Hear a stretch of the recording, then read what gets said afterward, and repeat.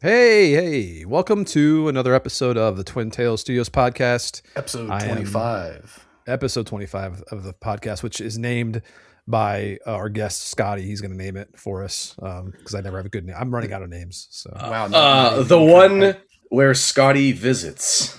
it's got to have it's got to have quarter in there somewhere, like quarter or something. I don't know. Well, The quarter I'll think of pounder. something clever. Yeah, it's the quarter pounder. Yeah, because there's three of us, right? That makes sense.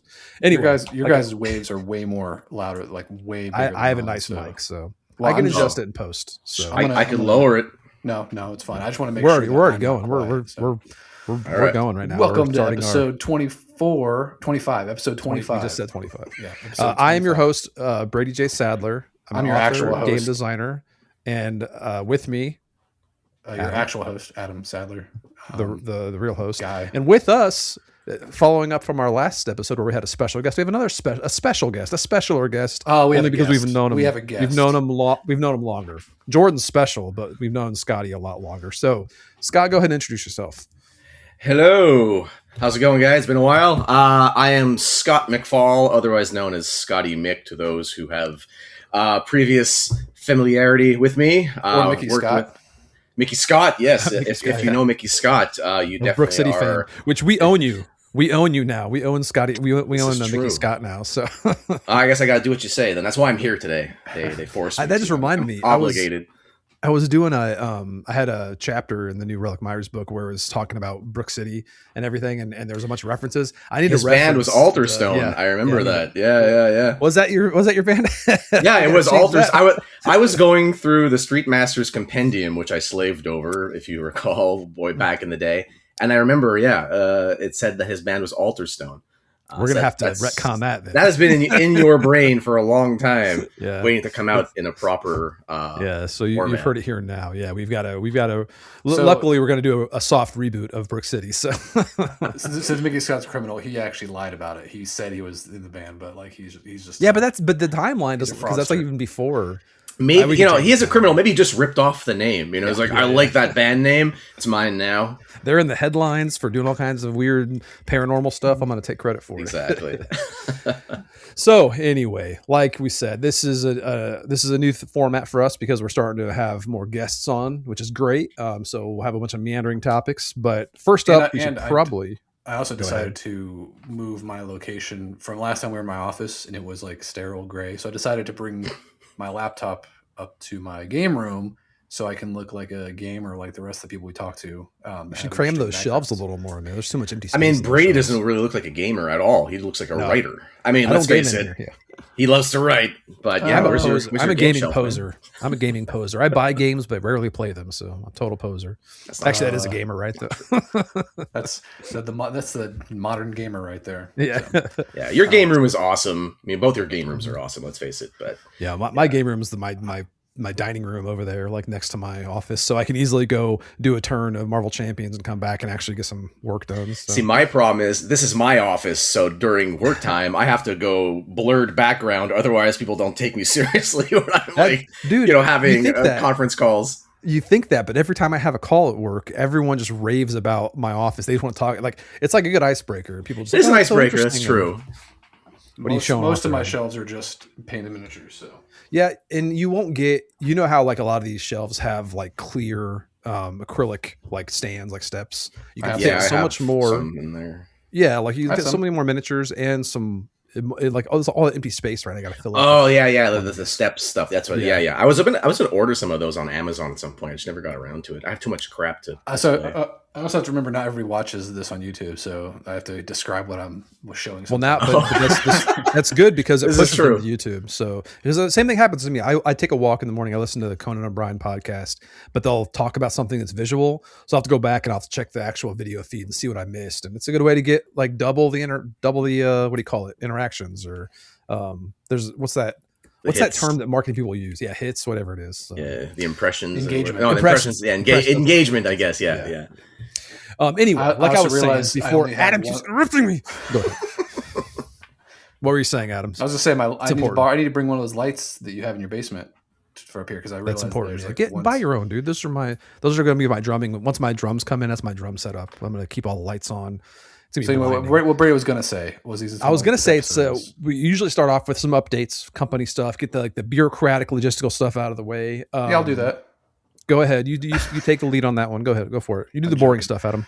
So Twin Tail updates, Twin Tail Studios. It's been kind of quiet because we're in the kind of sit around and wait stage. All of our files for Mouse Light Adventures are with the printer now. Like we have final files at the printer. The last month or so, they've been going through the miniatures prep. And this step, I think people call it different things, but it's basically they're going through all the STL files of the final sculpts and proposing minor adjustments and changes to make sure they fit in the mold properly. Reduce the number of undercuts, so you can prevent defects and breakages and stuff like that. So just minor little adjustments. And Tom, our sculptor, is involved in that process of reviewing their changes and making sure that everything was good. One of the unfortunate things was that they were kind of slammed with a previous project they were trying to get done, and the miniatures were kind of taking longer than they hoped. So our miniatures progress has not been as quick as we'd hoped. So this obviously will, could affect our estimated delivery date was set for October, which was very aggressive because we were good to go. We were ready to go. But this might push us back a month or two, but we'll know. We'll actually put that in an update when we have a very concrete timeline, but we're still pushing ahead as much as we can do because we're kind of hands off at this point. What, Brady, you're raising your hand for something? No, I was gonna say a fun fact because now it's irrelevant because you wouldn't stop because I was trying to stop you for a minute. But I was gonna say the fun fact was I believe the Awakened Realms publisher who does a lot of miniature heavy games, they always post their updates, and it's fun. You can see their updates about like, oh, E-Star manufacturers doing this, and this. They have like a big slew of miniatures. That's why we're behind the line because like there's like so much going on through E-Star right now, and it's really cool projects going on, but it just makes it so it's hard for us to get our way in there. So once we have some more heft behind our projects, it'll be easier to push them along quicker, I think. So this is a learning process. E-Star is also very well known for their miniatures, so any projects who want good miniatures, that's a good place to go. So again, unfortunately, there's not much we can do on our end to make things go faster, aside from saying, hey, let's go faster. But we've, like I said, we've done everything we can on our end, and now we're just in the waiting game. The Pledge Manager is still set to close on August 4th, which is the Tuesday after Gen Con. We still have like only 85% of backers completing their shipping. Like, I mean, it's a good number, but there's still people that haven't, finalized their pledge. So finalize your pledge, Scotty. Come on. Yeah, there are always slackers. Any backers that are listening to this who have not finalized their pledge, be sure to do so because that's the best way to guarantee you get your game.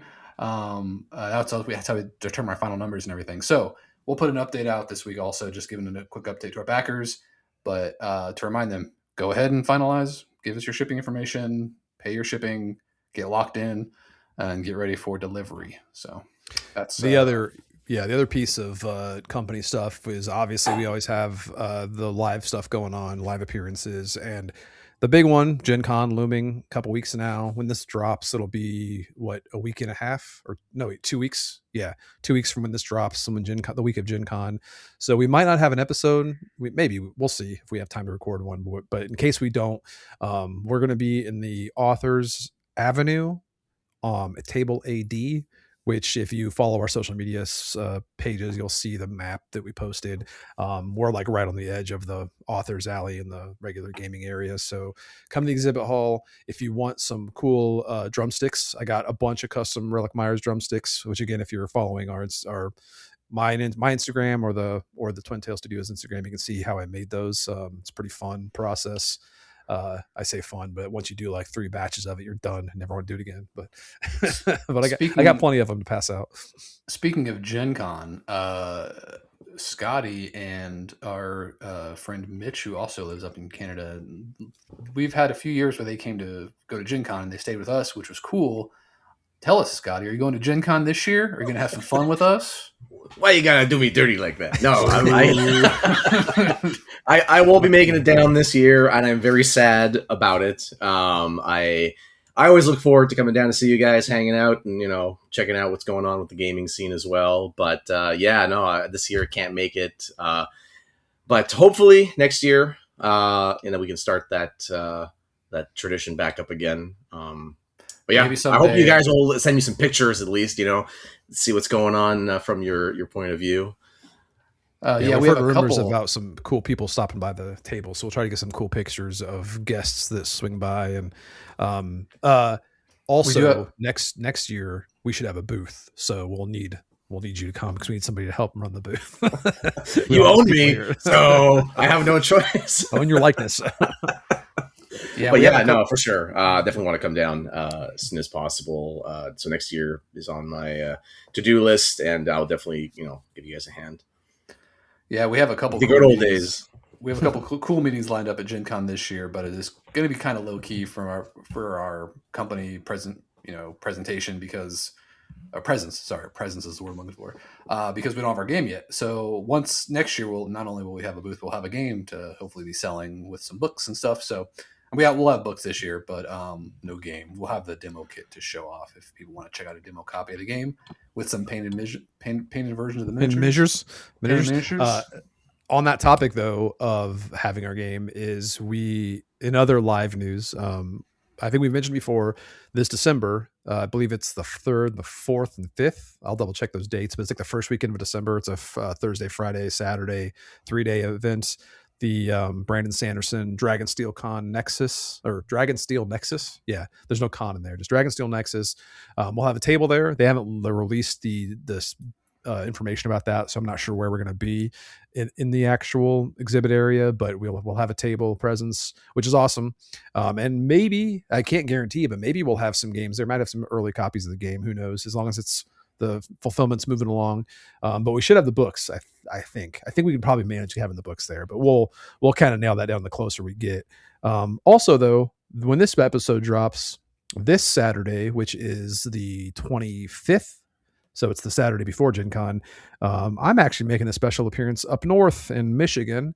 I believe it's Howell. I thought you Michigan. meant Canada, man. Not that far. I was going to see you on the other side of the border for once. We can meet halfway, but if you can make it to Michigan. But I'll be in Howell, Michigan. There's a grand opening for a game store called Upkeep Games. They invited me to do like a little signing there. They wanted me to demo the game, even though we only have like one copy of the demo right now. But I decided to bring it along. But we kind of made it into a full blown like book signing. So I'm going to bring some stock up there and sell some books and hang out for their big grand opening. Looks like a cool location. So if you happen to be in Michigan, near the Howell Upkeep Games location, come swing by. They have a bunch of food trucks apparently, and it's going to be a big event. So looking forward to that. And then also one other pending thing is I've been invited to the Grand Con in Grand Rapids as an attending author. I think they're putting me on a world building panel with Ed Greenwood, which is pretty crazy because that was like one of the first fantasy authors I got into when I first started reading books. Hey, he built a setting, right? Yeah, he was the founder of the Forgotten Realms. I'm joking. He's you knew that. You knew it. You just think it's obvious because it's not that obvious. Not everyone knows Ed Greenwood. It's obvious to me. I've heard of him. Okay. But yeah, he made the Forgotten Realms setting. I'm not sure if I'm on that panel or not. I just heard it mentioned, so we'll see when they release more information. But I'll be there selling books as well. So yeah, lots of chances to come see us live. And I think that concludes our studio news, right? Not us. Lots of chances to see you live. You only one chance to see me live, and that's Gen Con. I'm not going to be doing anything else probably. So. You're not doing Grand Con? You're not coming to Grand Con? Maybe, I don't know. We'll see. It depends on how I feel about work and everything like that. So having a day job sucks. Yeah. So yeah. Speaking of day jobs sucking, we can transition into Go ahead. Let's transition. Let me do the transition. Sorry. You know, as Scotty would say it. As Scotty would say, sorry. Sorry. Didn't see you there, eh? Poutine, right? That's a thing. That's a thing that he likes. It is Don't a thing. talk about poutine. I'm starving, man. Don't talk about poutine. Yeah, don't. And Every time I talk about it to someone who's not from here, I end up having it for my next meal because I'm craving it all of a sudden. So yeah, you've just set my menu for dinner. We could just go through the different varieties of poutine for the next 45 minutes. Yeah, go ahead. I was gonna say let's transition into our guest, a guest this time. So Scott McFall here. Not just me. Let's go ahead and talk about how we know you, how we worked with you, our experience. You know, like dig into some fun stuff with our last person we worked for and all that fun stuff. Let's you're talk about doing your now. Yeah, I psychological can tell you what I've background. been up to, I guess. And How'd you meet us? How did you come to know? Let's make this Let's about make it about us. us. Like it's make you it about- tell us how you know us. well, that's an interesting story, really. I guess we'll go back to the beginning. Let's take a journey. It feels like we got to do the Wayne's World, Yeah, you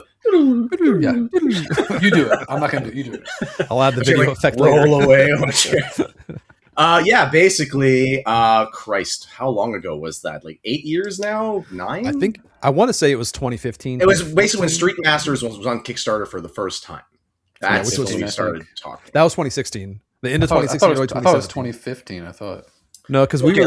let's go with a decade, round it out. Make it simple. I'm gonna do almost some- I'm gonna do positive. some Well, I'm look on a up positive while right you're now talking. because Dad died in the fall of 2016, and we were going on Kickstarter. We were finishing That's the true. design and going on the Kickstarter. So it was either late. I want to say it was either late 2016 or early 2017 is when it was on Kickstarter. What was your guess? Late 2016 or early 2017. Wrong. Did you find it already? Mid 2017. Okay, so it's almost a decade. Is it what's mid? Tell me what mid is. It's mid. I feel What mid? mid? About it. June. What I mid? said. What's- It's June 23rd. Okay, that is pretty mid. That's pretty mid. Yeah. That's pretty mid, Unc. I guess so. now- We'll go through the timeline, I guess.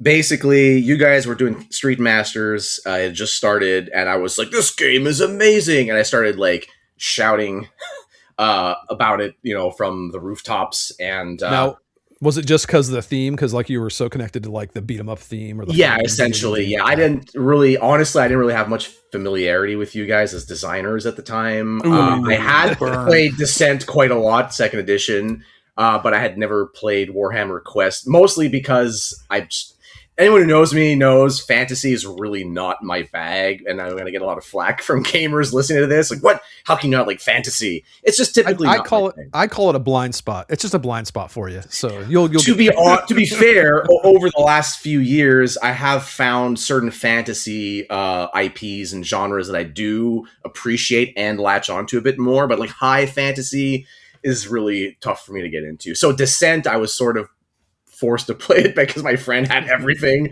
I was like, let's just play it. But it was a good game. But I ended up getting Imperial Assault. I was gonna say, were you more into the Star Wars version?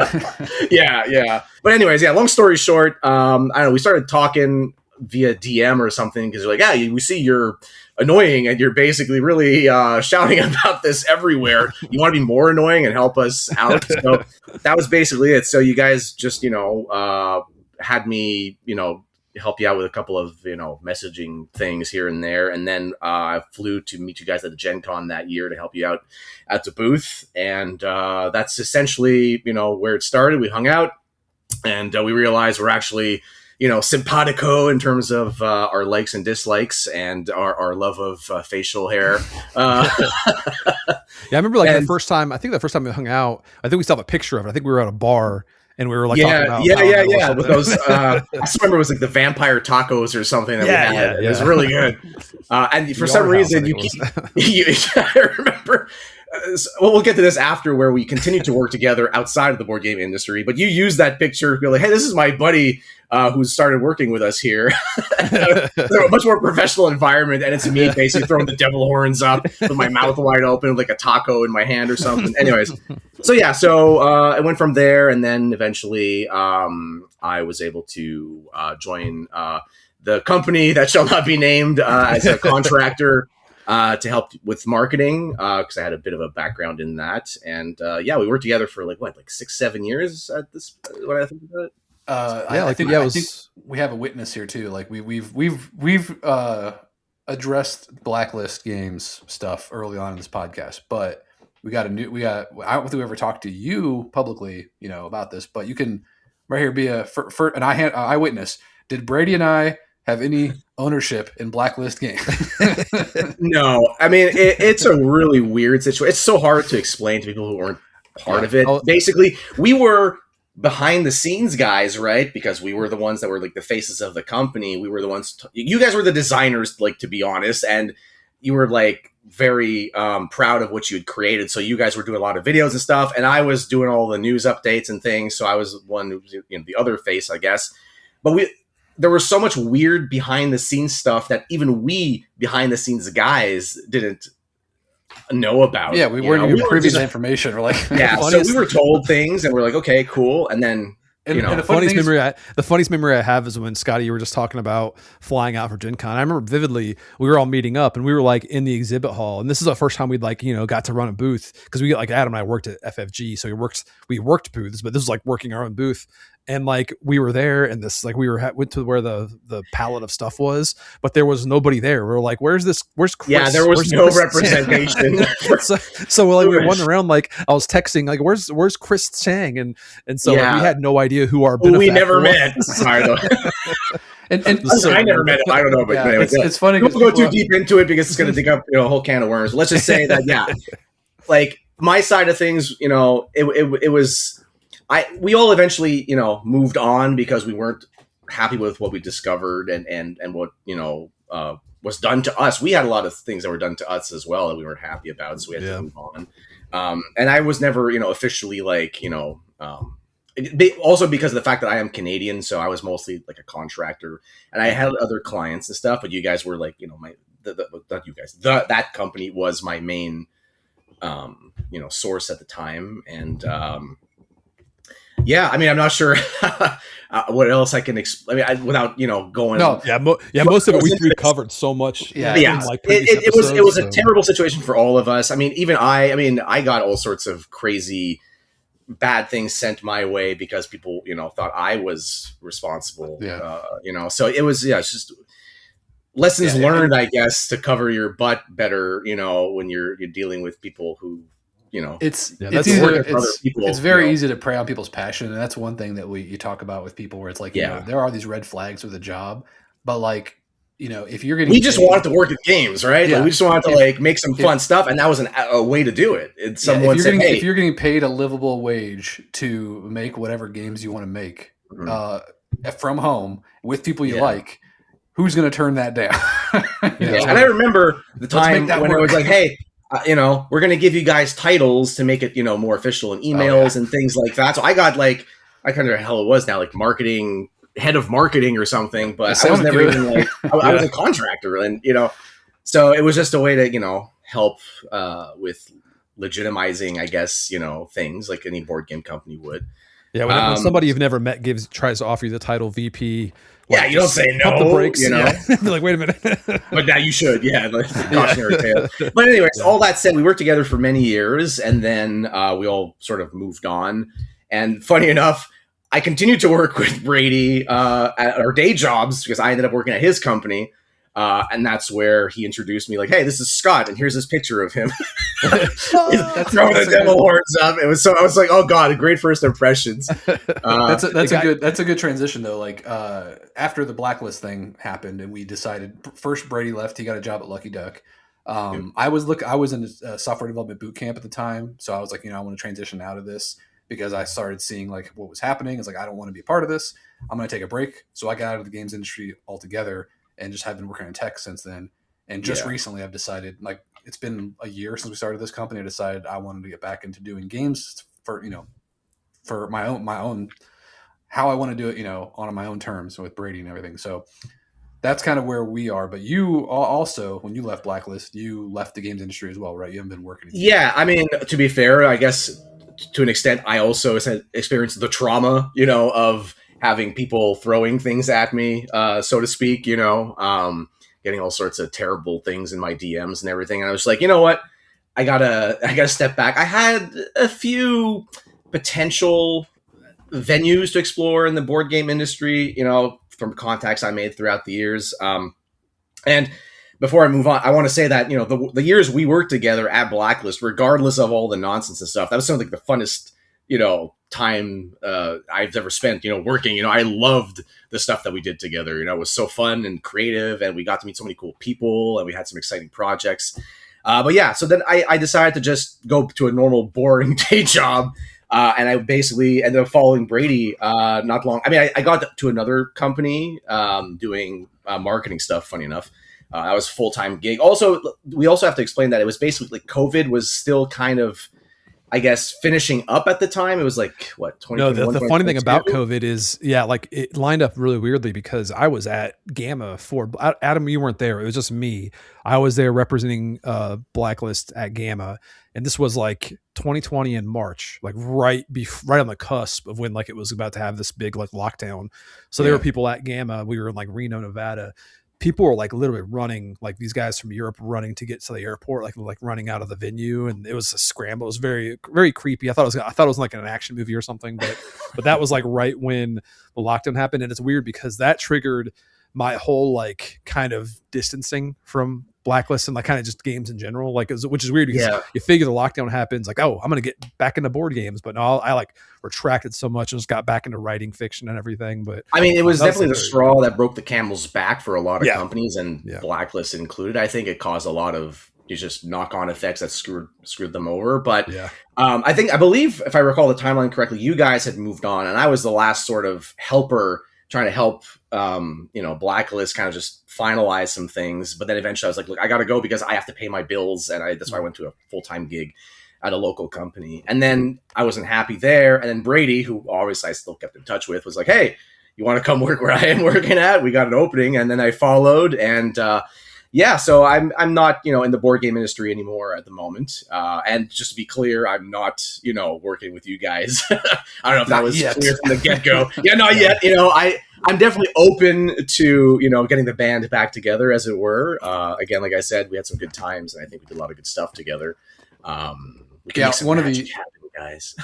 one of the biggest goals with our first project here with Twin Tails, we kind of talked about this a lot in the podcast with this company, is there is a lot of baggage from Blacklist, and Brady and I know that we have this uphill battle to like kind of prove what we can do as a company with the games. So this first Mhm. project was like kind of like a test run, and it funded, didn't blow the doors off, but it funded, which is good. So it's being produced right now. But And once we it made it delivers, high fantasy on we can- purpose. So get this one out of the way. So I 'cause was like, no. then Scotty will be like, "Oh yeah, Relic Myers game. That sounds more my alley." So once To be this game fair, delivers- I haven't read all of Brady's books yet. I am a very slow reader. I've trained myself throughout my life to only read in bed, which is terrible because nowadays, as an old man, I can read a page and a half before my eyes just shut. So it was very long for me to read oh my god, I'm forgetting not the Smoldering Vein, the first one, Accurate Sky. Accurate Sky. And then same thing with Relic Myers. But thankfully, though, I was able to read that on the train. Funny enough, and that was actually on the way to Gen Con. Was it last year? 2 years ago? Last year? 2 years ago. 2 years ago. You didn't go last Oh year. my god.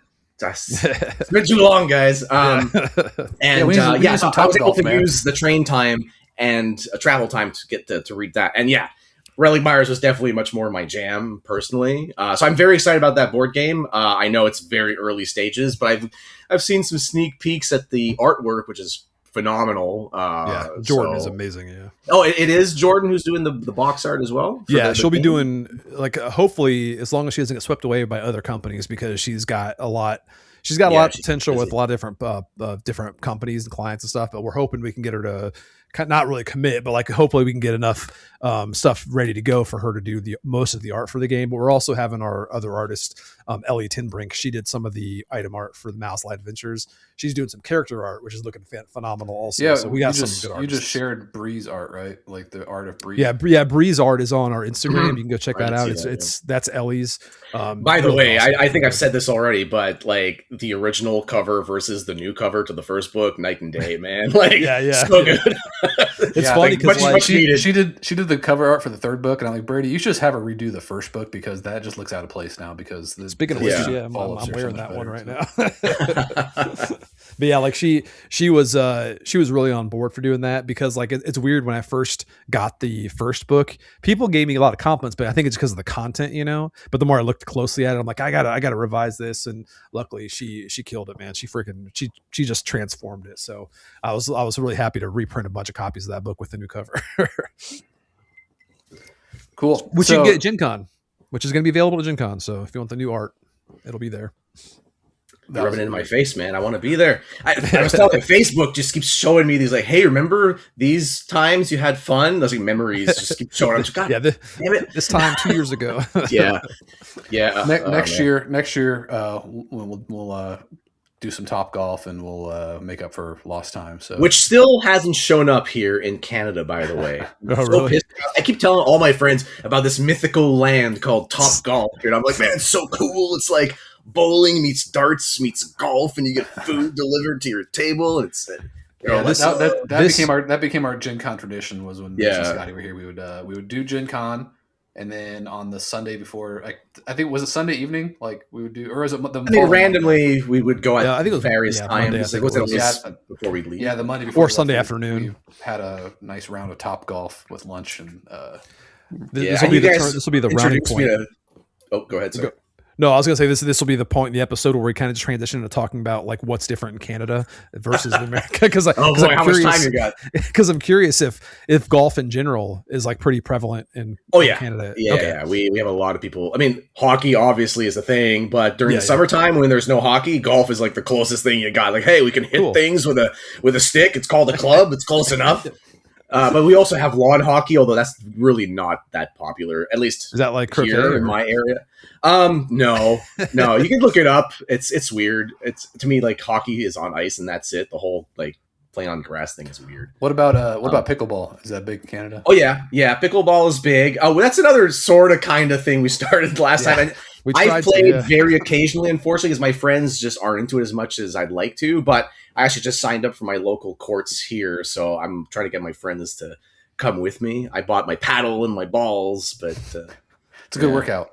Yeah, it was Brady and I fun. don't- Brady and I used to play like every day, but we've been falling off the wagon because of day job. crap, so. You've been falling off the wagon. I'm always See, down to play. I have this habit where like I'm in meetings all day, so like in the mornings I want my coffee and I want to sit and I want to play some Xbox with my coffee before the day starts, and like that doesn't leave time for pickleball. It's like, See, I can't do that. Like Yeah. you do that every morning. I can't do it. I did it for a while with you. I used to feel be like able to that- do it until Brady it's like- left where I work. And now we haven't replaced him, and I have way too much work to do. I used to have time to play video games in the morning. Now, nope. They keep thinking AI can replace us, but no. Yeah. But that being said, we are overdue to play some games together Mhm. because I got this new Yeah, headset I'm- here. Yeah, I'm behind on dude, there's on a Raven's Watch new and Heroes of Hammerwatch expansion coming out the week of Gen Con. I really enjoyed that, so Yeah. we should definitely play that again. how would I play it? I have Huh? a Mac now. How do I play it? Just buy a Steam machine, right? Yeah, but those aren't even available yet, are they?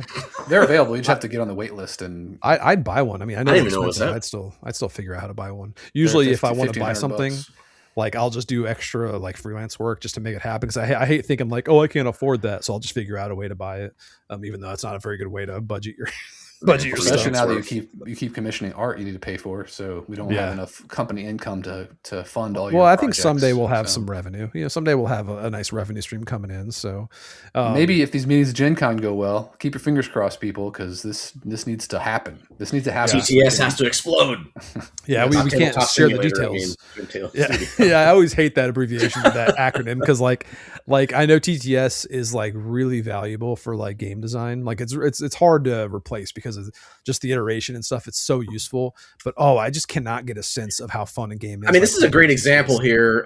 When you guys first introduced me to your game, you introduced it to me via TTS Mhm. because I don't live near you guys, and you guys didn't print out prototype at the time, and it's not a complex game, but trying to understand via TTS or using the controls, and I'm sure learning a game on TTS is not as intuitive and as quick to grasp as it is if you have the physical components in Yeah. front of you. So if I had been there and you guys had a prototype, I'm sure I would have picked it up like immediately as opposed. I mean, I picked it up relatively quickly by the end of it, I guess. Yeah, you're but- you're really articulating well why I don't like when we get asked the question, is there a TTS demo of this? Like, I don't ever want to share TTS demos of our games because like, I know Yeah. some people can navigate it just fine, but I just don't feel like it's a good representation of the game. It just feels like, It's because a like you said, double-edged you have sword to, because you want people to be able to play it like it's like during a campaign, right? Like, hey, Yeah. play it yourself and try it out. But then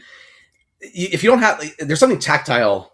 It's like Yeah. reading a book too. I mean, some people can read on ebook screens and things like that. I can't. I need like the pages. Yeah, but yeah, like me too. if like I play a game on a campaign page on TTS, it's cool, but I'm never sold. I've never been sold on a game by trying it on TTS.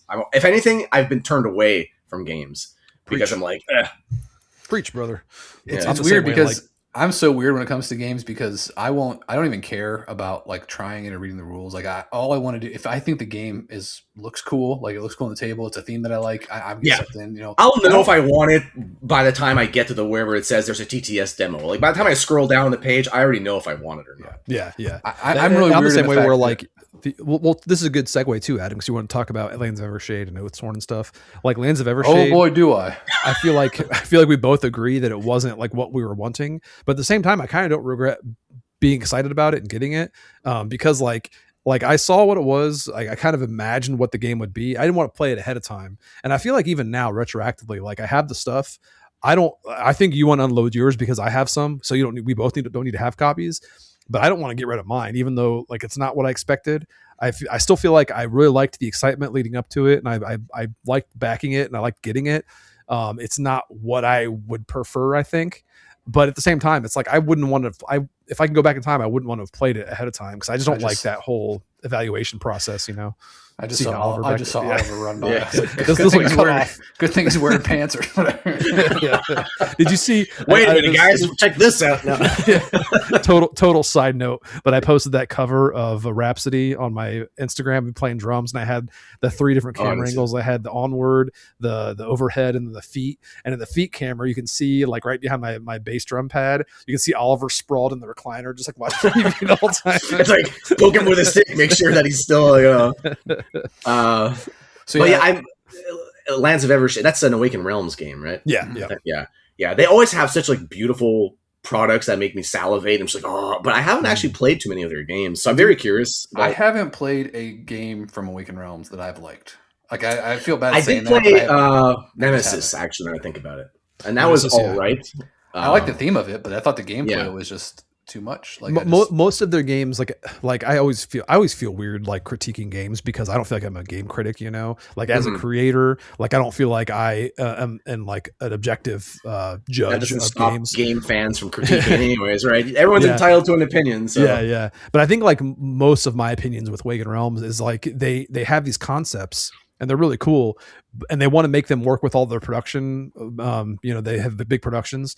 So a lot of times it comes across as like a little overwrought because they have to like make all these things work. So it's not like this kind of like just core gameplay loop concept they come up with and then like build around that. It's more like they're trying to make all these things work together. And it does work. Like for example, Grim Coven, I got that game. That game is a really cool concept and it's a fun game, It but looks so I feel like fiddly, though. yeah, it is very fiddly. And I feel like you could have like that's what turned really me off.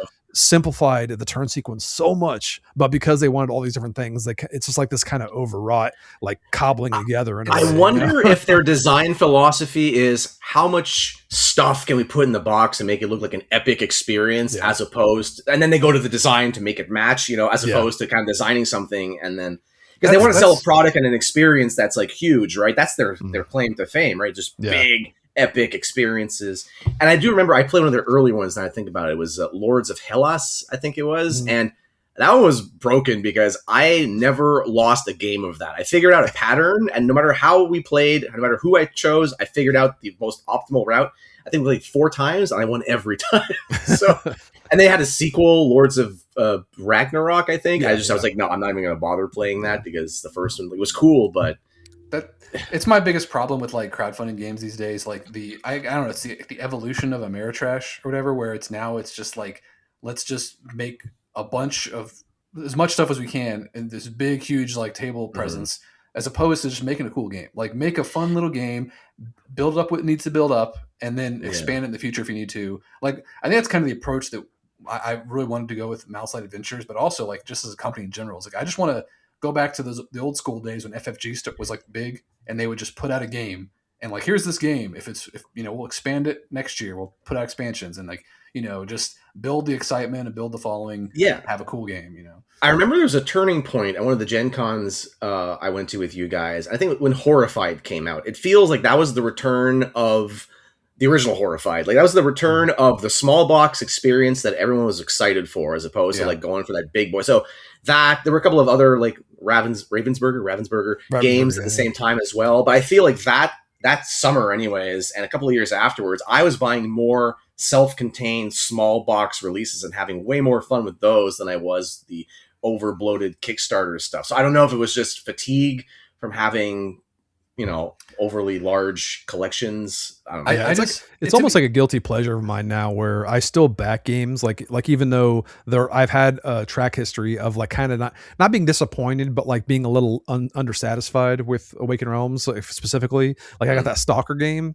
Never played the video game, but the theme kind of seemed cool, so I got it. Yeah. It's fine, but it still also feels like way too much setup time, way too much bloat. And like I kind of felt the same way about Grim Coven.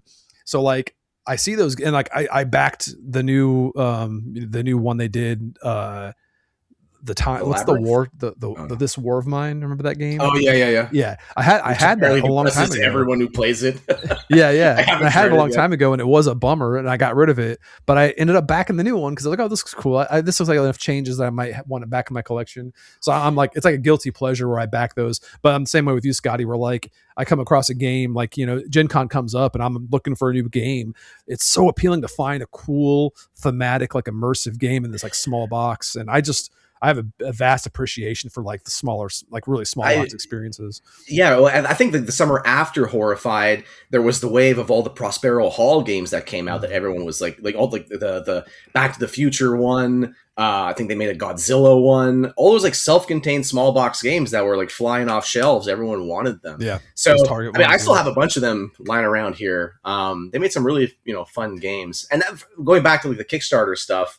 I'll still dabble and grab a couple of things here and there when I can, but those are the games that I know I'm going to get to the table maybe twice a year if I'm lucky. And those are what I call like event games, where like I plan with my friends, like, all right, on Saturday, 2 weeks from now, we're putting aside 5 hours and we're going to play this event game. And I set up like the night before, because if you can't just play those games on a whim because it takes too long to set them up. See, that's the thing is I don't want to make games like that. I want to make games that people can have a game night and they're playing games and they pull one off the shelf. Let's play Mouse Light Adventures. Let's play a run. Yeah, quick. You're going to play that a hell of a lot more often than you are your big crazy. I mean, there's exceptions, of course. Some people will play the big stuff all the time, but most people will play the easy ones. And there are also rule books that you don't have to, reread before you play. You remember most of the rules because you played it so often. So yeah, I definitely think you guys did the right choice with Malice Adventures.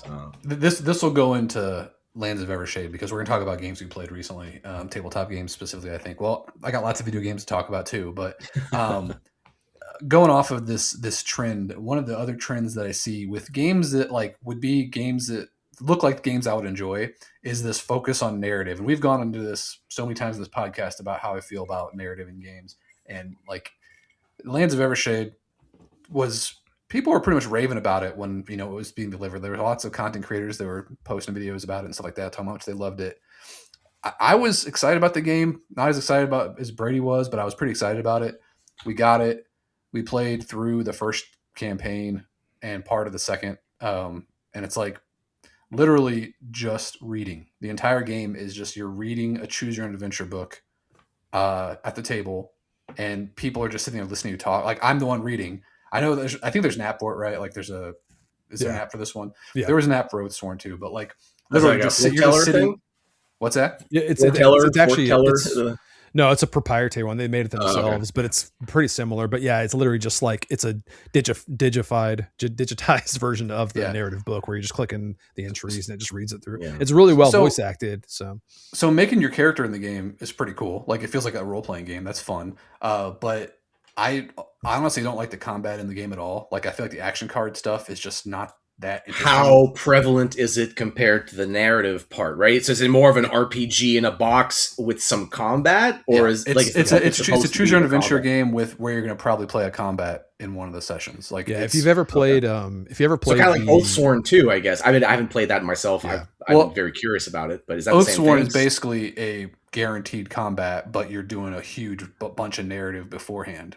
Okay, and I feel the same way about Oathsworn. Like I bought it.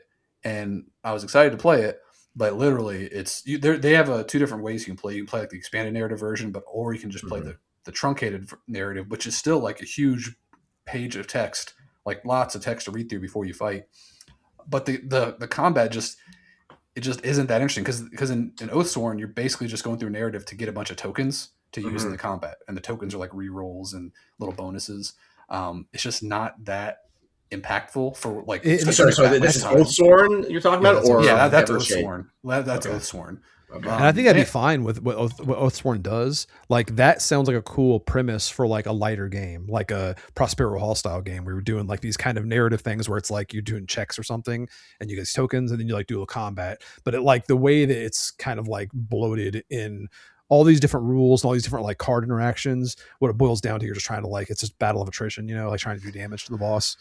So it doesn't really feel, because like a lot of games will do that. Well, they'll like, I think Chip Theory, they do a lot of games where it's like Too Many Bones and their Elder Scrolls game. It's like really kind of like just attrition based like encounters, but it is a little more interesting with how the interactions work, where you're doing like you're doing X, Y, and Z to have the same outcome. But with Oathsworn, there's not like these cool asymmetrical mechanical things going on. It's more just like lots of different processes to go through.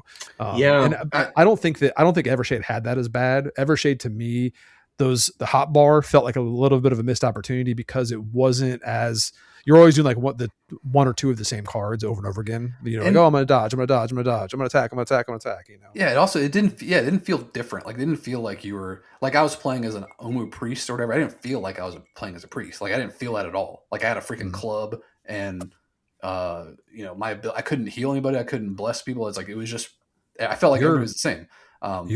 This is like, that's one of my design philosophies. Like why you always wonder why I want to do like specific deck based things is because of that, because I feel like you're allowed to feel much more specific to like what you want to be. Like if you have a pre-scripted deck to your character, instead of having all these. I think that's one of the reasons why Street Masters and even Alter Quest with all its faults has a big following, because those decks make your character feel unique and make you feel unique. That asymmetrical, and you get so good.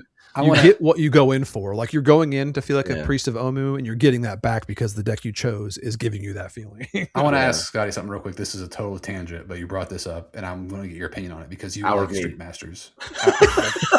So, Hour of Need. Would you be excited if we did a whole new version of Hour of Need, like a different game using the same setting, but all new?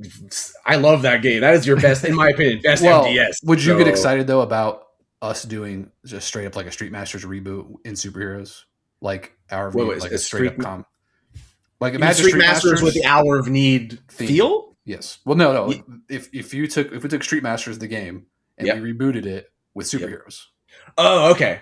Like, so the Street Masters mechanics versus the Hour of Need mechanics, because they are very similar, but they are different. Almost like a middle point. It would be like a merging of them. It would be a new system, but it would be a straight up combat game. Like we wouldn't ever recreate.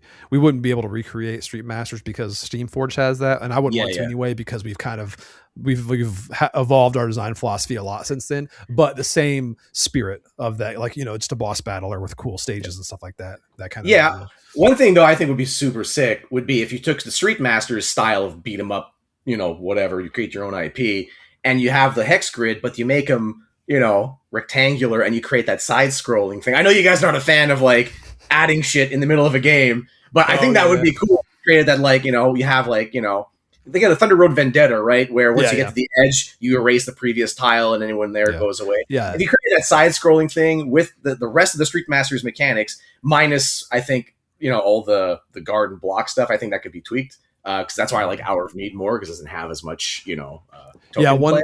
But I've actually thought about that, because like one thing I like about, you know, like Marvel Champions or like Arkham sorry, we had him. But to answer your question, I want to get his answer first. Your superhero idea is great. Remake Street Masters. I can maybe just again figure out the token things. I'm not a, you know, it wouldn't be the same as Street Masters. It would be a modified version, but boss battlers are cool. That's the thing. Superhero boss battler. So basically, take away all this, you know, solving and stuff like that. You're just fighting. What I think would be really cool is if you could recreate those moments in, like, you know, superhero comics, or even like some of the fighting games where you smash someone through a wall and you add a new tile, and you create, like, you know, you've gone from the street to the rooftop because you know, uppercutted the guy with your superpowers. I mean, again, that's adding stuff mid game, which I know you're not too much of a fan of, but you know, it's Shadows of Brimstone kind of thing. I guess there's ways to do it, like, because it's funny you brought that up, because I think about that a lot with like the sides, because I've played a few different games.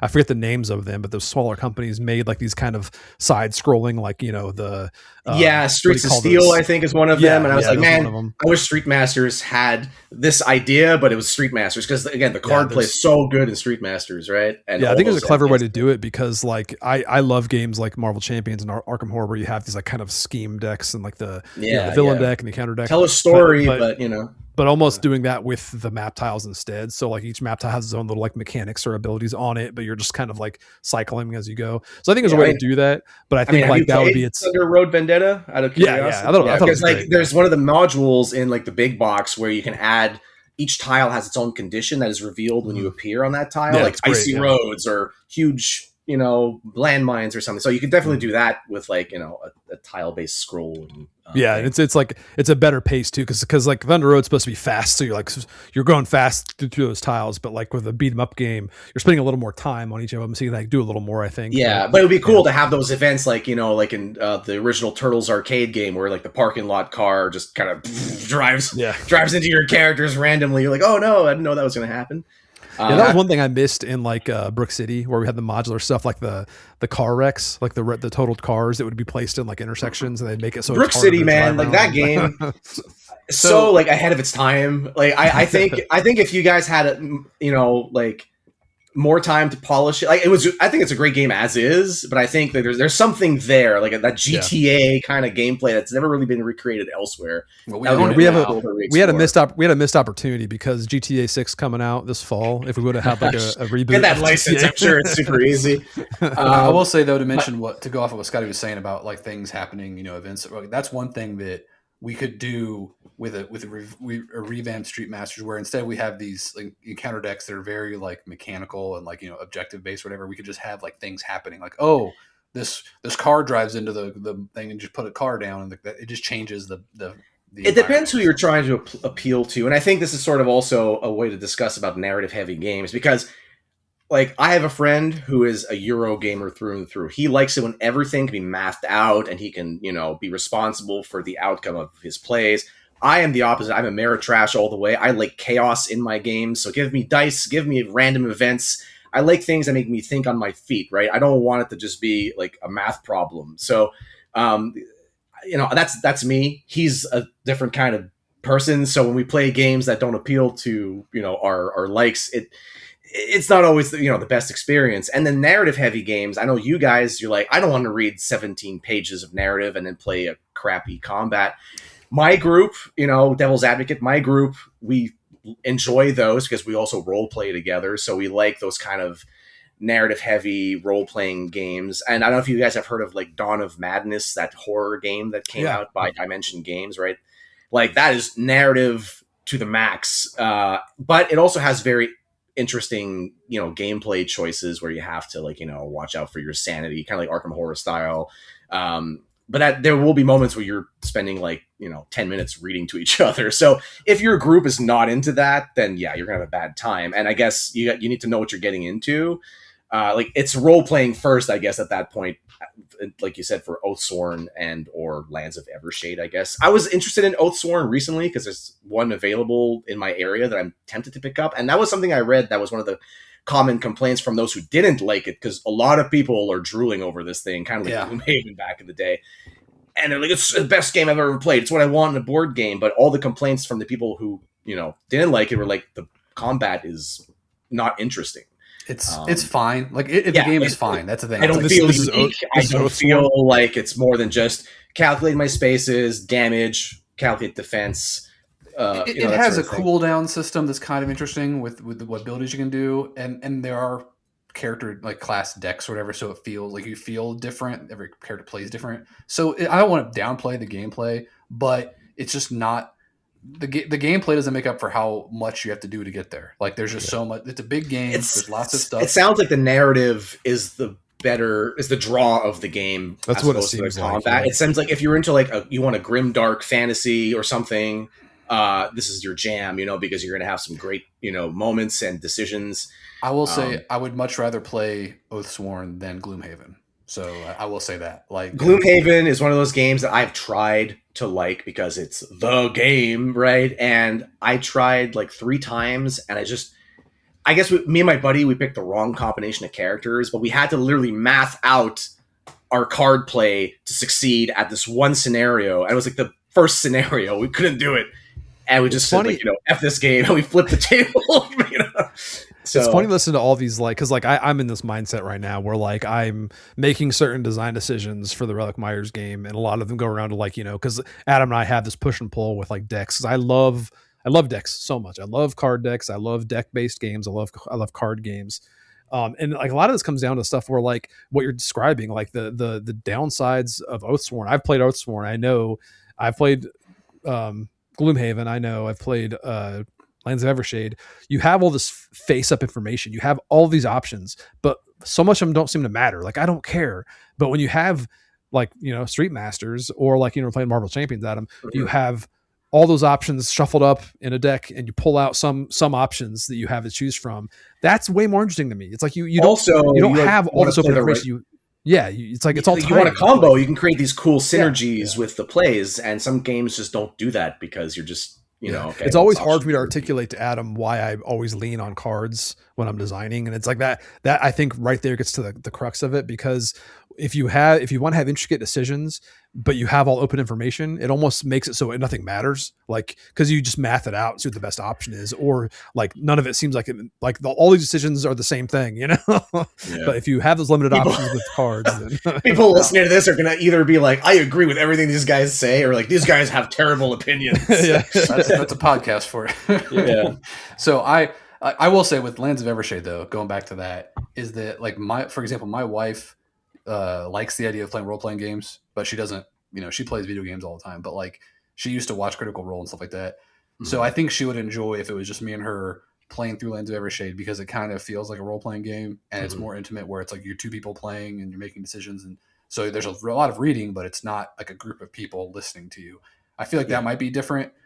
If you're playing solo, it's probably really good because you're really engaged in something, and it's like, you're reading it to yourself and you're getting immersed and everything. Plus, you have those companion rules that come into. They'd probably be more fun to play if you're playing solo. Like having the companions. Yeah, so, I think narrative-heavy games have to be like from the get-go. You have to have the right group. They have to know what to expect. And if it's a larger group, you're gonna get some eyes just glazing. If it's 2 people, it feels like it's definitely gonna be much more interesting. And like you said, it's just like a nice little experience to share. Yeah, and so Lands of Evershade is like, I was reading it and I was losing my voice through the session because there was just so much reading. But like even with Oathsworn, Brady and I were playing, we were using the app because it had the guy from Game of Thrones, the Bear Mormont guy, like doing the voiceover. Really? And it was really good, but he reads slowly and it takes forever. And it's like you're just sitting there listening to an app talk to you. It's like we're not playing a game. It's like in a video game. Skip cutscenes. I think one of the hardest parts, like being a writer and being somebody who reads a lot of books, I just detest like all this narrative in games. I just do not. I have all of that. Like I play games to get away from that because I am doing that all outside of the game. So all the best stories I've come from games have been like, like Shadows of Brimstone, where just random stuff happens and like we just find funny little ways to tell that story. Or like even Talisman, where it's like random cards come up in different orders and like you're making your own story.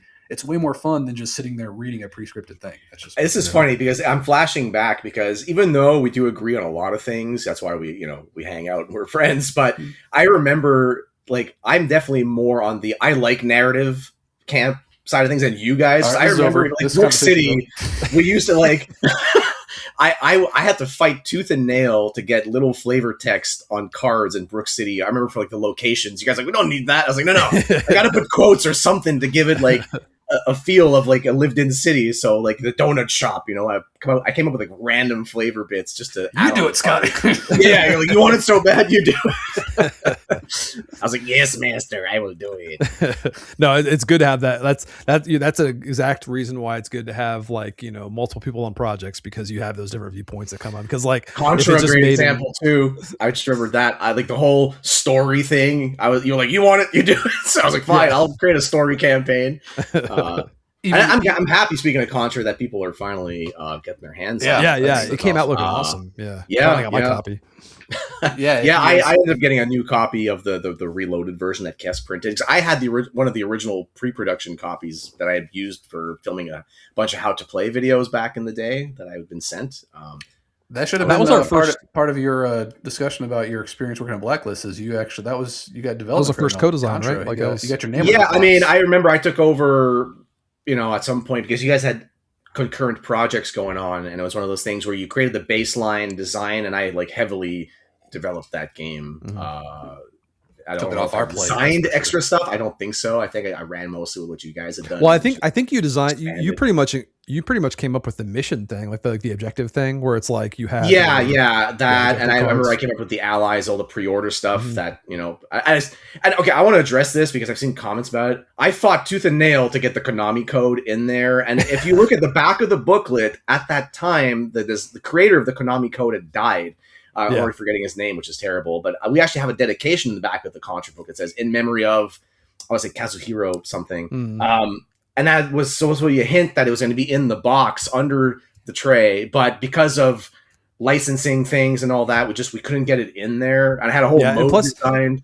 And like it's like a production thing where it's like it'd be cute to be able to incorporate that, but like the cost of adding like 30 cardboard metal tokens for a joke, it's like I had to work around for that too. But I had something, but because of time constraints, licensing things, because licensing, you've probably spoken about this, I'm guessing, in other episodes. But it's hard because you got to deal with licensors, and not to trash anybody in particular, but the Japanese licensors are even more difficult to work with because of time zone differences and cultural differences. Plus you have two different teams. You have like the local teams plus like usually you got to go through the American team to get to the Japanese team who have to sign up on everything. I genuinely think that the dream of licensing is what killed Blacklist. Like I think that Blacklist completely neglected what we were building from our own like IPs, and they were just chasing these licenses and like throwing all their money at it. And I think that's what killed it. Honestly, and we could do a whole episode about like all the IPs that we were throwing around that we were like heavily investigating. And speaking of which, we're coming up on an hour, but we can do, before we get into like things we've been doing lately, we can do this. We have one question from a podcast question on the Discord. By the way, if you're not on our Discord, go join our Discord. You can get there from the twintailstudios.com website. You can put in your questions. We'll answer on the air. This one comes from Derek. Considering how common it is now, what is a video game do you think would make a good transition to the tabletop? Not just the IP, but the core gameplay loop as well. For example, mine would be Overwatch or League of Legends. There are existing games that are very much those on the table. I've never played Aristeria or Onward. I know what Onward is. I backed Onward. That's a tactical miniatures game, right? Yeah, I have that. I love that game. So good. I got that. Do very well. Oh no, is that Essen? I got that Essen. Yeah. I do think League of Legends would be. We've talked about doing a MOBA like board game for a long time. Like I think the core thing, like with any like video game adaptation, I think like what like I've kind of like harped on this. I remember when I worked at Lucky Duck, they had me do like a presentation on this, which was kind of weird because they were like, "Oh, we're doing like this knowledge share thing." So I had to like make a presentation based on this because they were adapting the tower defense game, the Kingdom Rush game, which is funny because I wasn't a huge fan of how they were adapting it, but like I had to give this presentation about like what's ideal when you're adapting to the tabletop. And for me, it's like trying to find the balance between simulation versus abstraction, because a lot of people will just like by default, and this goes into the Contra thing, Scotty. We were like, I was about to say, like people want to like, oh, if we're gonna like make this video game on the tabletop, they want to just simulate everything they're doing on the screen on the tabletop, which is no, do not do that. Like you want to find the core gameplay loop and find out where it can excel, find the strengths that the tabletop has, and abstract everything else to focus on that. And I think like, with Contra, we were talking about, this is a run and gun game. This is like the classic run and gun game. So we were thinking like, how do you abstract that to like a tabletop, and that's why we came up with those like those different suits of cards where it's like you have the run, the gun, what were the suits also in that? Where it was like evade or like stealth, survival or stealth. Your accuracy and your movement, your speed. Yeah, so agility, like dodge, being able to dodge stuff, agility for moving, and then like moving, like running and jumping, and then like the gunning was like the accuracy. So like trying to find those abstractions that lean into like that gameplay loop that you love on the screen. And he mentioned one, and Derek mentioned I haven't played it yet, but like I said, I backed Onward because I loved League of Legends. We played that all the time with our buddies, Justin and Mitchell. I hear Onward's awesome. I backed the new one that has the co-op solo stuff because I want to see how that goes. But I think the other one too, like I think would be really good in a board game, is State of Decay 2. I know there's a lot of zombie games out there, but that one is primed for a board game because of how the base management works, because it already feels like, I remember like one of the negative reviews I saw of State of Decay 2 where it was like, this is a fun zombie shooter, but it feels bogged down by all this, like these like minutia, the board game mechanics of the base building. It's like, it does have a lot of these board game mechanics where you're trying to like allocate survivors to State of Decay. State of Decay, I think, is like Brady's like ultimate. I just got invited to the State of Decay 3 alpha, so I haven't played it yet, but I'm like going to be in the alpha, so I can't talk about it when I play it. You can't say that. No, you can say that you're in it, but you can't share your rejected gameplay. You know, all this confidential information. I'll be fine. I'll buy it when it comes out. I will say what you're saying is generally true about video games, but there are video games that are actually designed to be more tabletop-ish. Like for example, XCOM is a board game. Like XCOM. You could just translate that straight, like one of the best series. But you'd want to abstract stuff, because like there's a lot of tracking done in that game that you wouldn't want to track on the board game, so you have to abstract certain elements of it. Still some of them.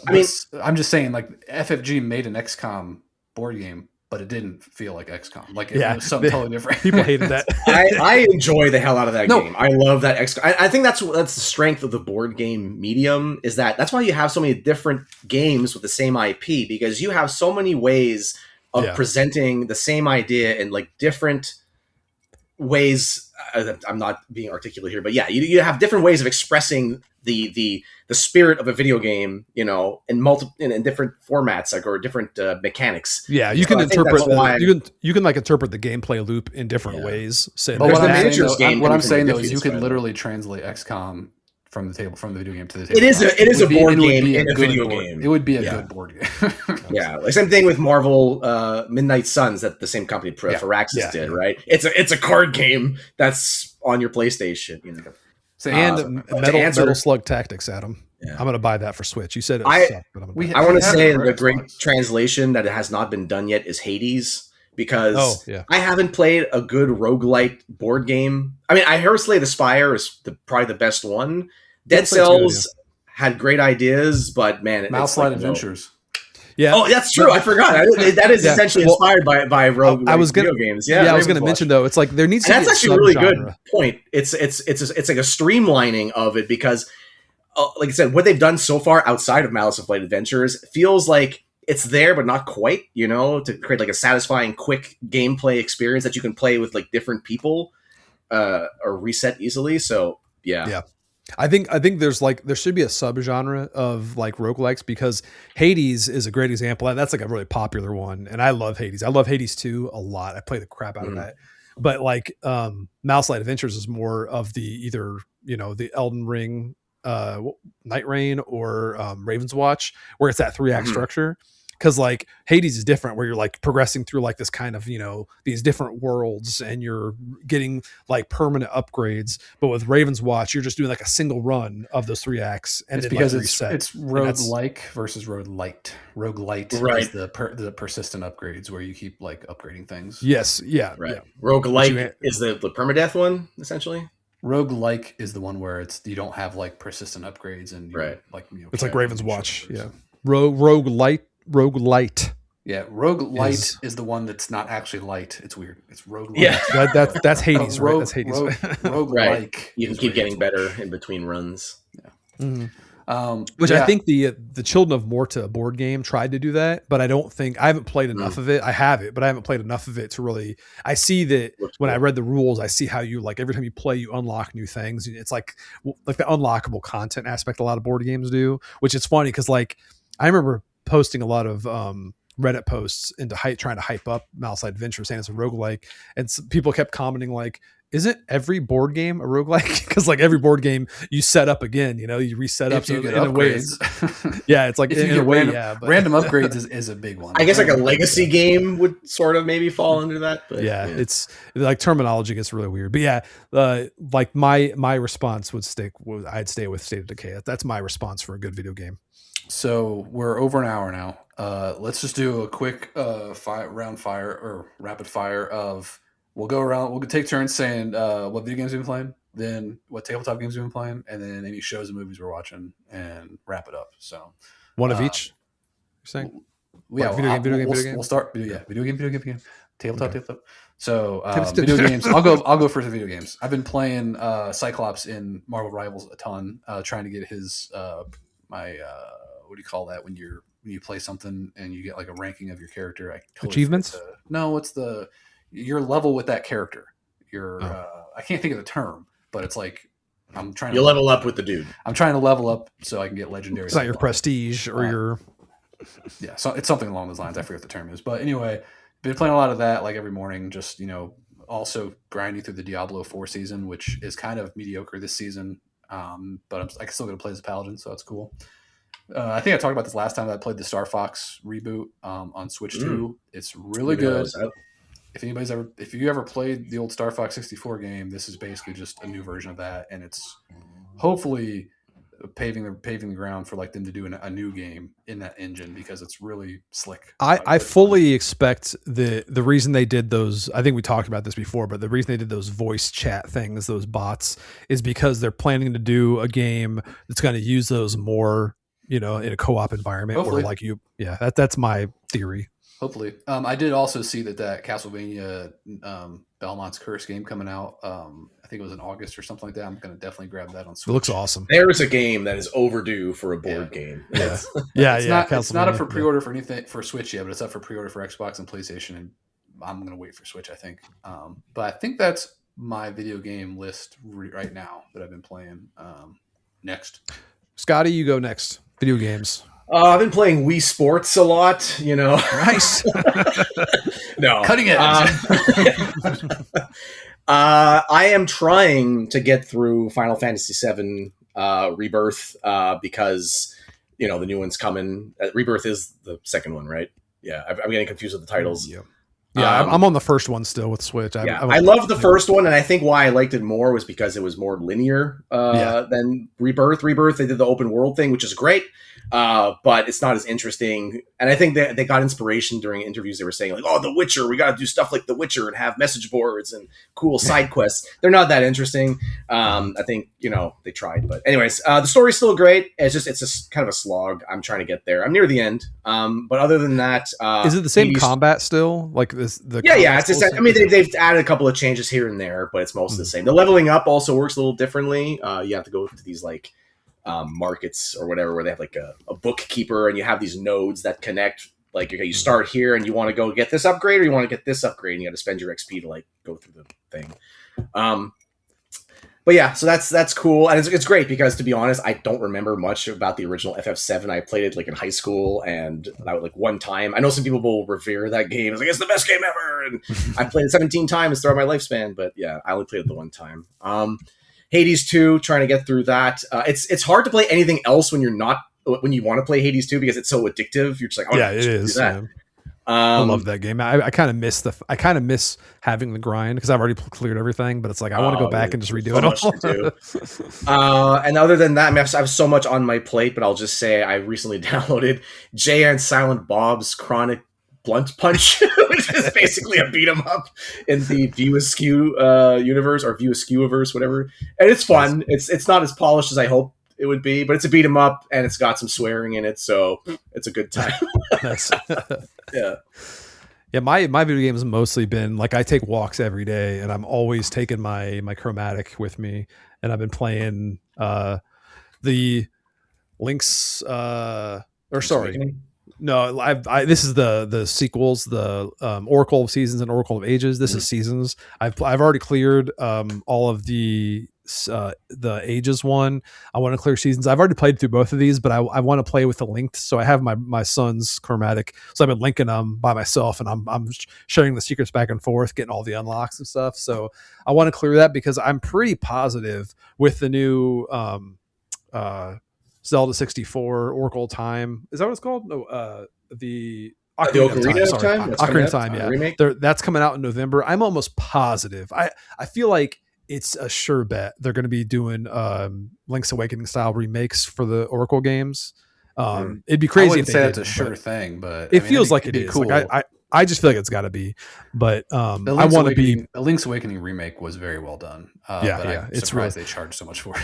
The only problem with that is, and like I've heard other people talk about this on podcasts, is like it's great, it looks amazing, but if you're like me and you spent your entire middle school career sitting on the toilet during class playing Link's Awakening, on the toilet during class, wait, yeah, you skip class, you go to the bathroom. Oh, okay. I thought you had like a bedpan or something in class. Yeah, I would skip class and sit in the toilet and I play my Link's Awakening just like every day. I was obsessed with that game. So when I played the remake, it looks great, but it's like they didn't change enough. It's like the same game. So like that's the one weak spot where it's like, wasn't this Seasons the one with the connector where you connect to your other buddy's Game Boy or whatever? It's like Red and Blue, like the Pokemon Red and Blue. Right. So but it's two different games, which is impressive because it's like two full games, but if you link together you get like a secret ending. So like if you beat one game, transfer your secrets to the other game, you can like go back and forth and share secrets between the games. But then like if you play a linked game, which is like the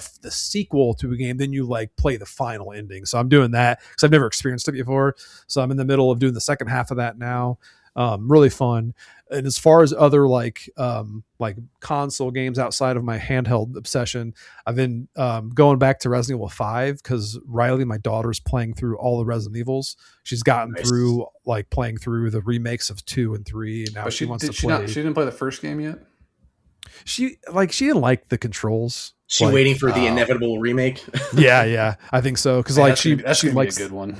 It's funny too because like it is a different generation, so like watching her not being able to do even because like the Resident Evil remake, the one remake, it has fixed camera angles, but the control scheme can be tank or otherwise. Oh, that's true. They did that was after the GameCube version. Yeah, I think that was like the Wii release. This is because I'm playing it on the Xbox version, like the anniversary edition. So like she kind of skipped over those, and it sucks because she's played like the remake of Nemesis, but I keep telling her like, man, in Nemesis, even to this day, I think Nemesis holds up. It's a fantastic freaking Nemesis was my favorite for the longest time. Yeah, like it was that and Code Veronica, but. The remake of 3 was definitely a disappointment in terms of how they truncated the story. Yeah, it felt like a DLC or something, and which is a shame because it's one of the best games. But it was still a great experience. It was too fast. Yeah, and I'm very stoked for the teaser they had for Veronica, and it's kind of weird because like Riley and I have always been really kind of on the same wavelength with like content, like with stuff we consume, like movies. She loves horror movies. She loves the same stuff I like, but. Like when she saw that trailer for Veronica, she was like, "It's Claire Redfield." She's like super stoked, and that's good, like, man. It's positive female role model. Right? They don't have too many leads. I guess some people are going to jump on me for saying that because it's true. We do have a lot of female-led video games nowadays. It's nice seeing the classics. Like the ones that have like because honestly, Claire, aside from the 2 remake, she's skipped out on a lot of stuff. They had like Revelations 2. She appeared in there, but like she's not in 6, and 6 has like 20 protagonists. But she didn't appear in 6. I mean, even when Code Veronica released back in the day, people were like, "Yeah, Claire's back." Yeah. Character. So yeah, we're playing through 5, and honestly, 5 is clunky. You guys have probably played 5 recently enough that how clunky it is. It's clunky, but it's such a good co-op experience. It is, man. Even 6, like people shit on 6 all the time. I love 6. Think 6 man. is a great experience. Yeah. I get this from a story standpoint. I get why people are down on it, but it's like, and this is what kind of really irritates me with Resident Evil because people always blame these things on being a co-op, but it's like, it's a great co-op. They just implement it in a weird setting, with a weird story. But if they did like Resident Evil 0, if that was pure co-op, that would have been great because 0 is awesome, but like leaving your partner just standing there waiting for you is so stupid. So if they remake that and don't make a co-op, it's going to be such a missed opportunity. But anyway, I'll go on forever with Resident Evil. But yeah, that's like what I've been doing is Resident Evil 5. But yeah, what have you been playing on the board? I don't remember, man. You took way too long. Like I forgot what we were talking Blame about. Riley. She's been on me about Resident Evil. So tabletop games, we were playing a Lands of Evershade campaign, which I kind of demanded we stop. So we took a break on that, packed it up.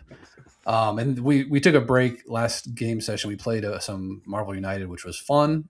Played a few times of that. Brady cut out early though and ruined it because I wanted to play the Coming of Galactus scenario. We played 2 games, dude. Yeah, we played a warm up. Then we played the Days of Future Past, and I wanted to play the finale with the Coming of Galactus, and you bailed.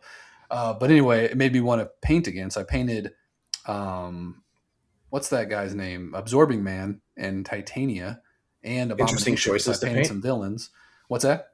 Interesting choices. Well, you gravitate towards alphabetical order. So I did Abomination first, and then Absorbing Man was next. But he has a challenge card for Titania, so I had to go dig her out, and so I painted Man. And that got me to paint I'm painting my High Elf Blood Bowl team finally because I've had that for a few months, and I'm finally getting around to painting them. So that's my current project.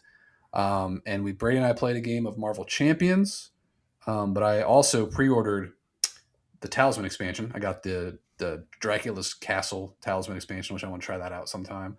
I pre-ordered Marvel Crisis Protocol Alliances, the new board game. Is that just the one box?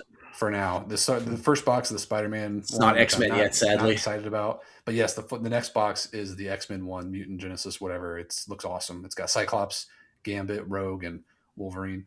But whatever, I'll take it. Who's Wolverine? And I think he's Canadian. Apparently. Also, I got the Arkham Horror expansion coming up next month, right? Children of Blood. Yeah, is that coming out next month? I don't know. I've been too distracted by the Champions Fear No Evil coming out next month. My wife and I are actually gonna play that campaign because we tried out the new core box and she actually really liked it. So we're gonna play that first campaign. So. Don't invite me. Nope, it's too many players, man. Anything more than 2 on Arkham Horror is too much. So that's true. That's what I've been playing. So Scotty, what have you been playing? Tabletop.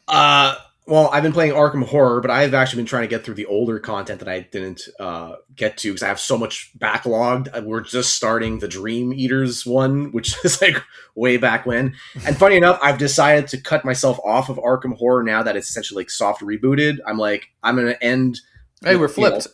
Season 1 or whatever it's called. I have way too much content for it. And with Marvel Champions, I'm buying everything for that. So I got to stop somewhere. And I think it's a perfect, cutoff spot. That's funny because I sold off my Arkham stuff years ago. But then with the reboot, I'm like, maybe I'll jump back in. If they reboot Marvel Champions, I'll be in trouble. Yeah, I love Arkham Horror, the card game. I think it's one of the best experiences ever. But also, it's just interesting because it's heavily narrative. So I'm surprised you like it as much as you do compared to don't like the reading.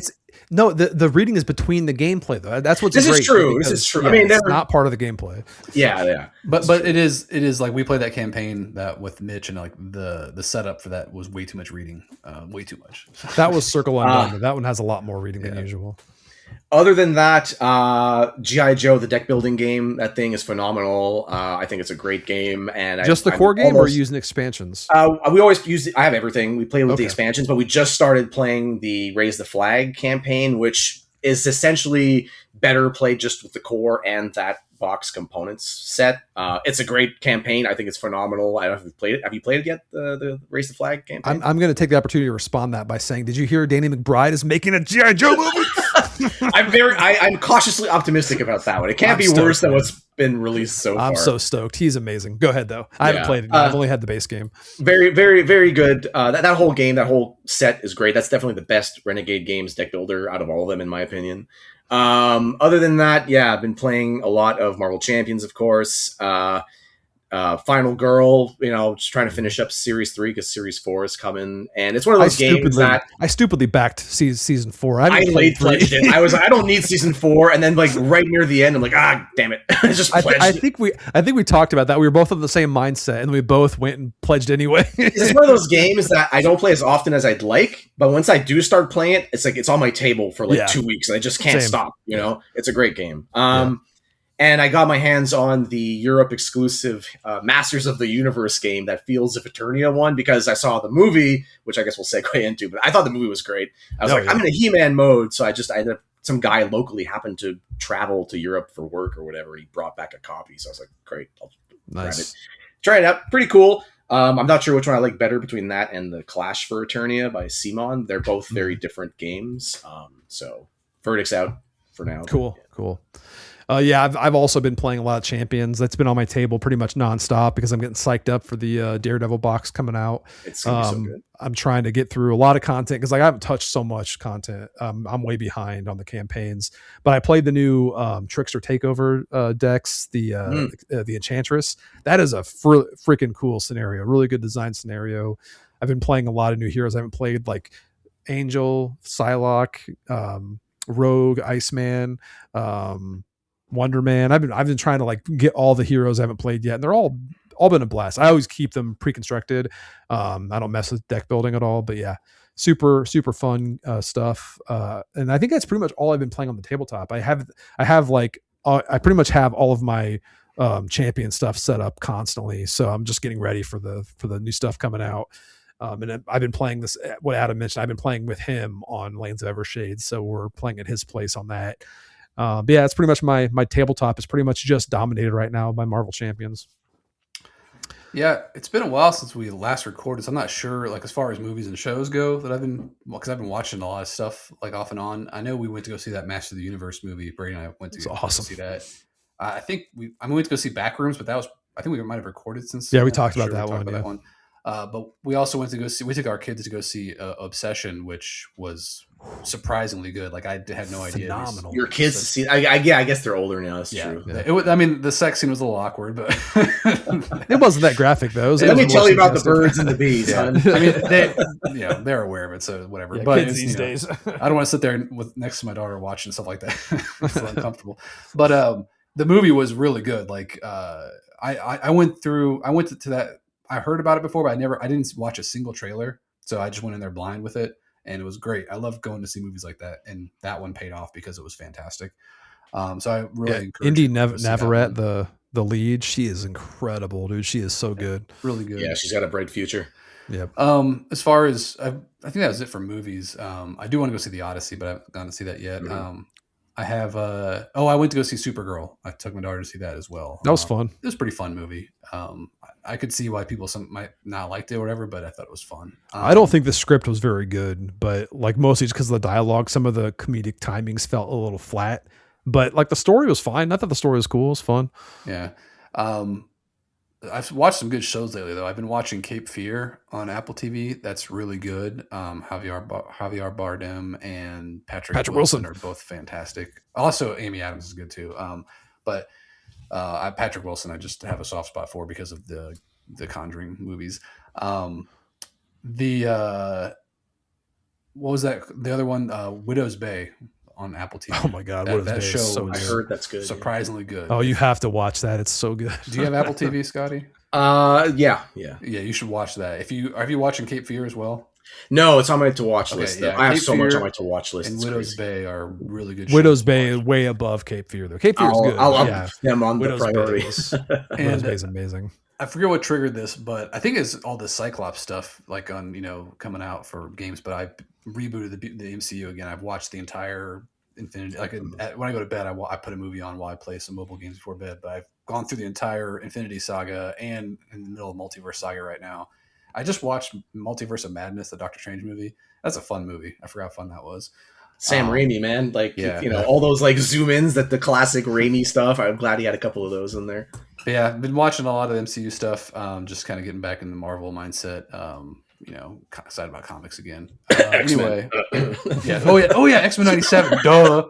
I've been watching that every time it's I don't know why I didn't mention that. Probably because it's an obvious. But yeah, the new X-Men '97 season 2 is awesome so far. Really digging that. So yeah, I think that's pretty much what I've been watching. Scotty, what have you been watching? Well, other than X-Men, like you, I mean, such a great show. I'm glad that has returned. Other than that, You know what I've been watching? Actually, I've been watching Batman: Caped Crusader, which we watched together actually 2 years ago. I'm rewatching season 1 because season 2 is about to launch. That is such a good show. Huge fan of the animated series back in the day, and I think this is just like, it evokes that feel, but adds a little more, matureness to it, and it spins the Batman mythos enough, like it subverts your expectations a lot, which I like. Some people will not be happy with some of the changes, but I like going in and actually being surprised. It's weird because it feels familiar and new at the same time. Yeah, exactly. You're like, oh, I know what's going to happen. Oh no, I did not expect that. So that's definitely something I've been watching. That's crazy that's been that long since. That's like, it took forever. It's 2 years, man. Other than that, House of the Dragon. I forgot that one too. I've been watching that. That new season is fantastic, man. Yeah, and it's made me fall in love with Game of Thrones again. Like after the sour taste of the last 2 seasons of the original and Night of the Seven Kingdoms. Have you watched that? I love that show. It's so good.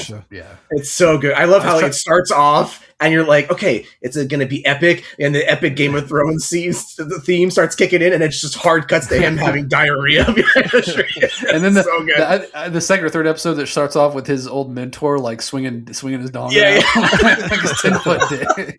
It's so good. But yeah, other than that, watching My Adventures with Superman, which is a cool take on Superman. It's very anime, which I'm into. I know you guys are not into. Speaking of which, new Ghost in the Shell, very cool. I'm actually catching up on Supernatural, which I never watched back in the original run. It's a good show. On season 5 now, so that's about as far as I've gotten. Yeah, there's like 20 seasons, but like I keep restarting it because like Sarah loved it. And like whenever we do like a live show, people always see our Ransom Creek Remains like, oh, is this like a Supernatural book? And I'm like, because I get how it looks kind of like that, but I'm like, no, not really. It's more like Tango and Cash. But I want to go back and watch Supernatural because I like the show, I like the actors, but I just never get far enough into it. I can't see how it's gonna stay cool for like 15 or whatever seasons, but so far 5 seasons in, it's cool. I like it. Yeah, it's fun. Yeah. I've been watching a lot of the same stuff because Adam and I went to the theaters together. So I saw He-Man. It was fantastic. I saw Supergirl separately, but Riley, my daughter, loved it. I thought it was fine. I had no problems with it. I like a lot of superhero movies. I just felt like the script kind of felt a little weak sometimes, but it was still fun. Obsession. I could not get that out of my head. That movie was like just stuck with me, and then I watched it on streaming now. What's that? You were obsessed with it? I was obsessed with it, yeah. It's on Peacock now, so I watched it with my wife as well, and she loved it too. She's not as much into horror stuff as me and Riley, but she still loved it. So I think that movie was the first movie to actually scare my daughter. Like she actually got creeped out by it. She's so much. She watches so much horror, and I never find stuff that she's never gonna date. Yeah.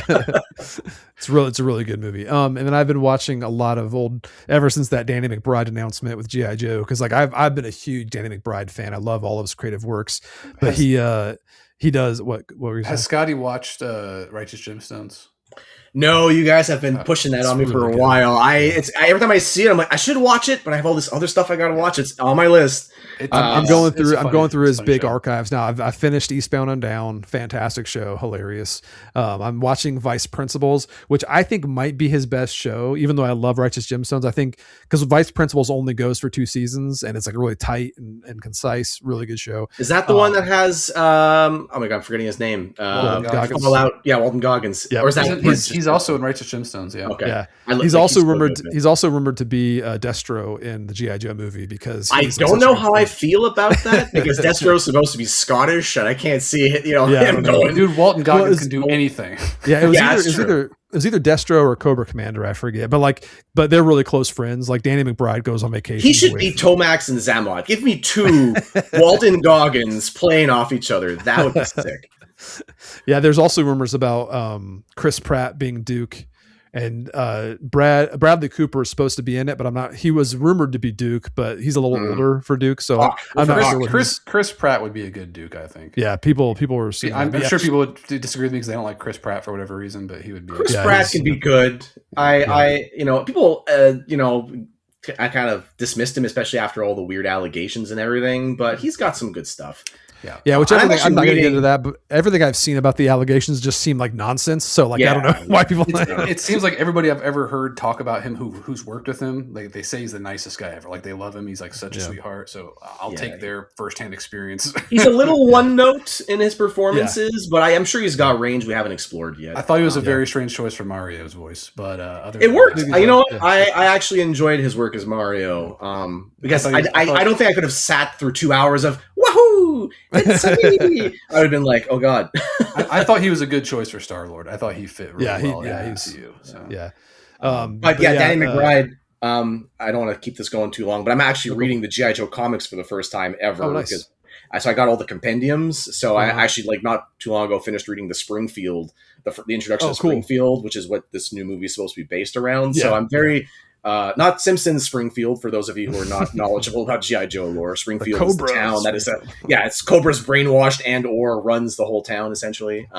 Very excited for that, and I'm going to keep my my optimism, in check. But I have full faith in Danny McBride, because even though like some people didn't like the Halloween reboot stuff, like he didn't direct that, he wrote a lot of that.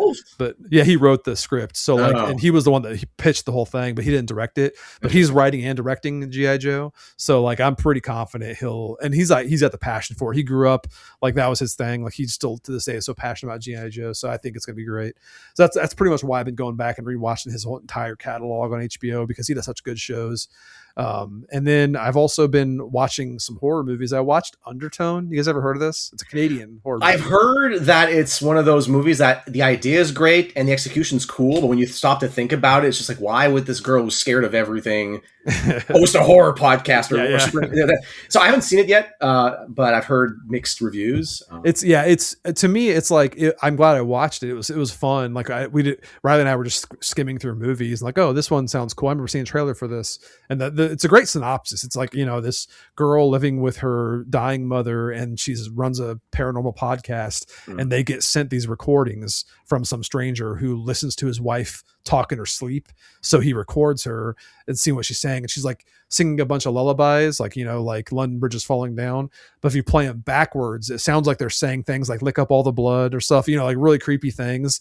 And it all like I won't spoil what the plot's about, because it's everything I would say about the movie is kind of like tied to the plot reveals. So I won't get into that, but it was a cool synopsis. So I think it's like an hour and a half, so it's like not a huge investment. But I didn't love the ending, but everything else felt pretty cool. Like I thought the ending was kind of cheap, but I still think it was cool enough to check out. So if you're into horror stuff, suspense stuff, it's worth checking out.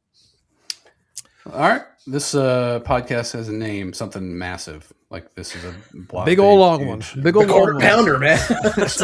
So I told Brady this. I took my daughter out to dinner last night at Chewy's, which is like some Tex-Mex place down the road, and there was a John Mellencamp concert going on at the big venue down the street from my house. Saw a guy walking down with his wife in the restaurant, and he had a big T-shirt on that said "Sucking on a chili dog." Sucking on chili dogs. I was like, "Nice shirt, dude." That's great. People wear some shirts. So that's what this episode's gonna be called: "Sucking on a chili dog." Sucking on chili dogs. Sucking on a quart. What is Scotty doing during that episode? All right, cool. Well, that is another one in the bag. Thank you, Scotty, so much for joining us. Thanks for having me. We should have you back so we can finish our, there's too much to talk about. We didn't even talk about the differences between the U.S. and Canada. I know. We have a whole episode left at least. Yes, we'll have you back to get into the poutine epidemic we have down here. The lack of poutine. Because we had some at our work event. I don't know if you were there. Were you there at that one? We'll talk about it. I went to a few, but Anyways, next time. Cool, awesome. Well, thanks for joining us, and catch you next time. Come to Gen Con, table AD in the Author's Alley, and we'll see you in the next episode. Later. Yep. Thanks, everybody. See ya.